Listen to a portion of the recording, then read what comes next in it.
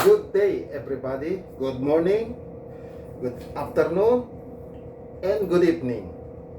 Out there, sa inyo pong lahat, wherever you are right now, welcome to Ibon Adventurous Channel.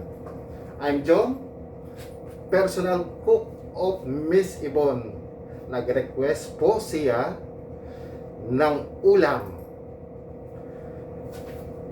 Kahit ano daw. So naisip ko, para kay madam, ipagluluto ko siya ng pressurized tuna or tulingan. Before that, subscribe to Ibon channel, like and share. And these are the ingredients. 1.5 kg na tuna or tulingan, sampalok mix, sinigang mix, French fried onion. Hindi na ako bumili ng sariwa kasi mahal dito ngayon sa Dubai ang sibuyas, oil,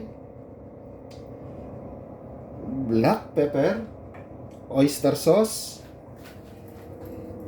garlic paste, and ginger paste. So, economical at saka mura siya. At madali pang gamitin. Sekreto lang natin to ha. Huwag nating sasabihin kay Miss Ibon. Of course, coconut cream. Pampaamoy or akala mo'y iniluto sa kahoy ang tulingan natin. Smoke seasoning, pandaya sa kanya. Chili oil.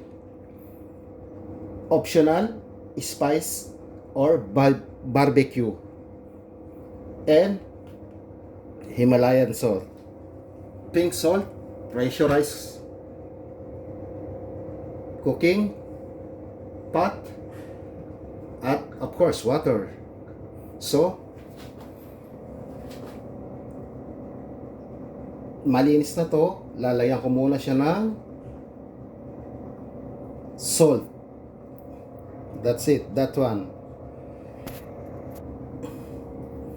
Ganito po lang ang lalagay ng asin. Nasaan na ba siya? Eto, ayan. Sa iba may kanya-kanyang style yan, pero sa akin ganito. Lalagyan ko siya ng ganyan sa loob. At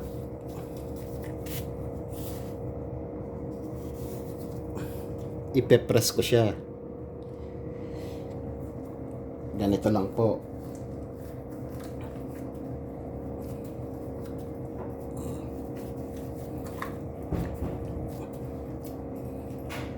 Yan po. Press.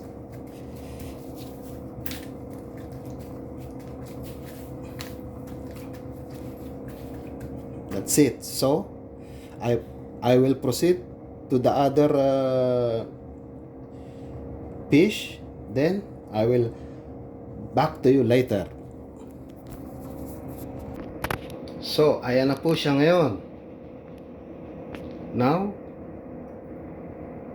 second step, ilalagay na natin lahat ang ingredients, pati of course yung tuna, and tignan natin kung paanong procedure nito. Experimentation lang po natin to. So, let's see ha. Ayan na po. Nilagyan ko na po siya ng oil. Ang susunod, yung garlic at ginger paste natin. Ito po siya.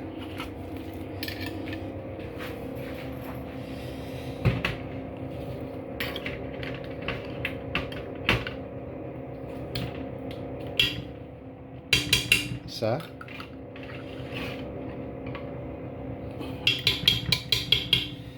1.5 tablespoon,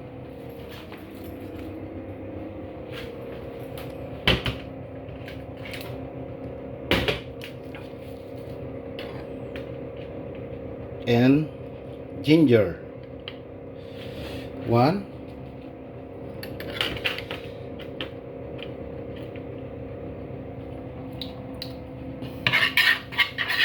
2 spoon. Tablespoon. Mix lang po natin.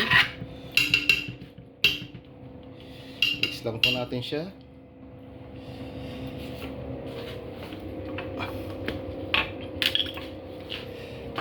Pepper. Pinong pepper. Pino po. Pamintang durog. So, ayan na po siya.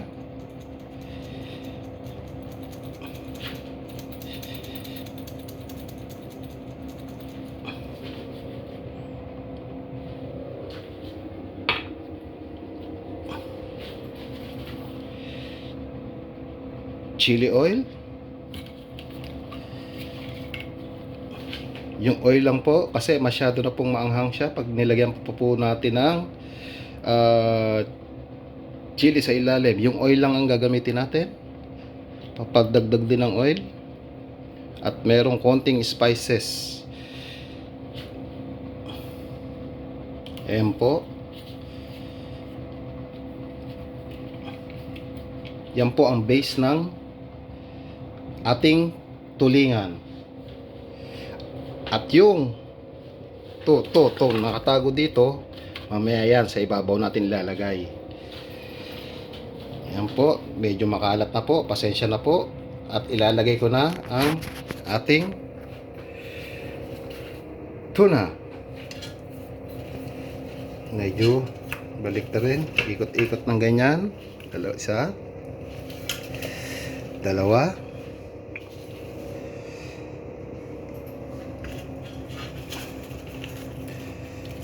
tatlo. Remember, naasinan ko na po to ha ng pink salt. Doon naman siya sa ilalim. At last, pang-5, ito na po siya ngayon. Okay?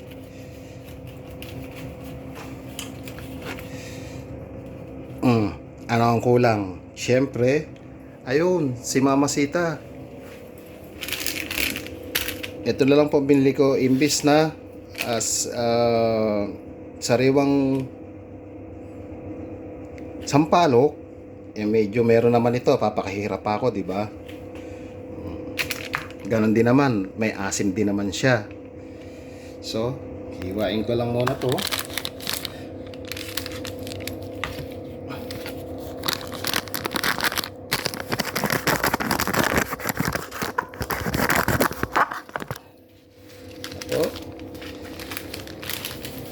Lalagyan natin sa ibabaw.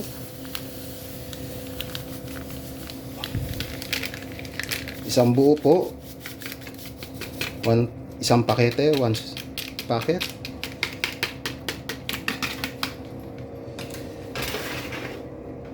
Ayan po. At ayun, yung onion sa ibabaw. So, kunin ko to. Ayan na po. At sprinkle ko sa ibabaw.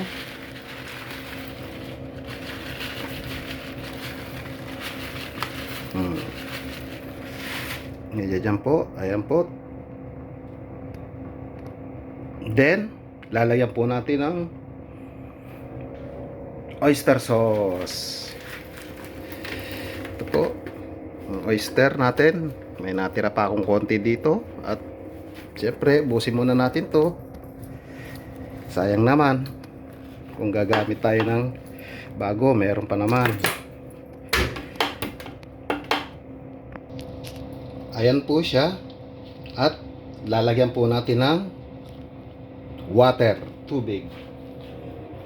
Itong coconut cream, dyan lang yan. May naghihintay dyan para sa kanya.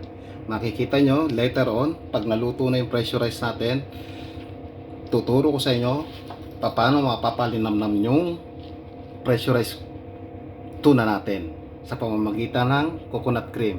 Of course, Dubai ito, kaya alam mo na, wala tayong nabibiling, may nabibili kaso meron namang ganito. At saka nasa inyo naman yun kung gusto nyo gumamit ng bagong piga or in can.